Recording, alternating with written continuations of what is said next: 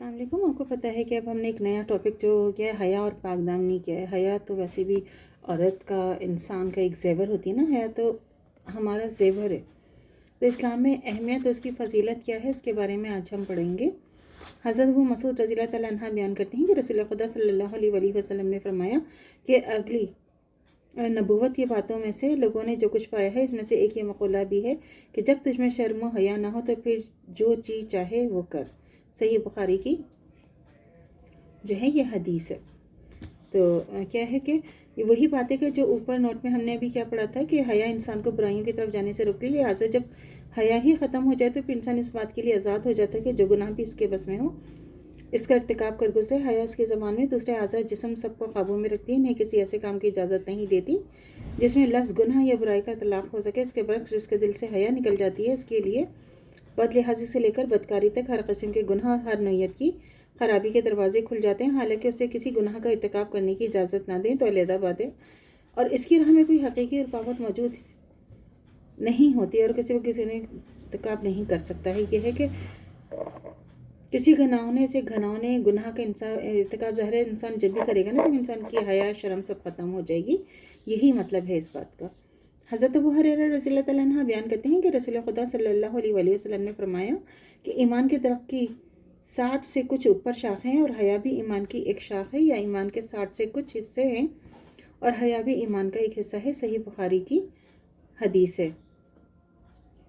हया की ईमान की शाख या ईमान का एक हिस्सा होने का तकाजा फिर ये भी है कि जिसकी हया ना होगी उसके ईमान में नुक्स वाक़ हो जाएगा। ज़ाहिर है जब इंसान में हया, अब जानवर और फिर इंसान में फ़र्क ख़त्म हो जाएगा ना।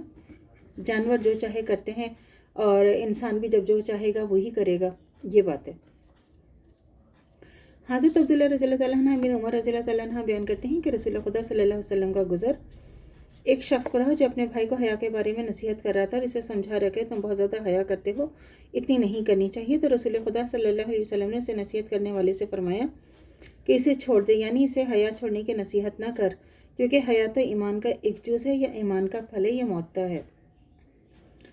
हयातर इंसान चूँकि दूसरे का लिहाज करने वाला होता है, इसलिए कभी यूँ भी होता है कि लिहाज में वो शातिर लोगों से नुकसान भी उठाता है। बज़ाहिर यही महसूस होता है कि कोई ऐसा लिहाज करने वाला बाहया इंसान था जिसे इसका भाई हमदर्दी के बायस नसीहत कर रहा था, इतनी हया ना क्या करो जो नुकसानदेह है। उस पर हज़ूर सल्लल्लाहु अलैहि वसल्लम ने फरमाया कि इसे छोड़ दो, क्योंकि हया तो ईमान का एक जुज़ है। हकीकत यह है कि हया से अगर कभी कभार कोई थोड़ा बहुत नुकसान पहुँच जाता है तो इसके मुकाबले में इसके फ़वाइद बहुत ही ज़्यादा हैं।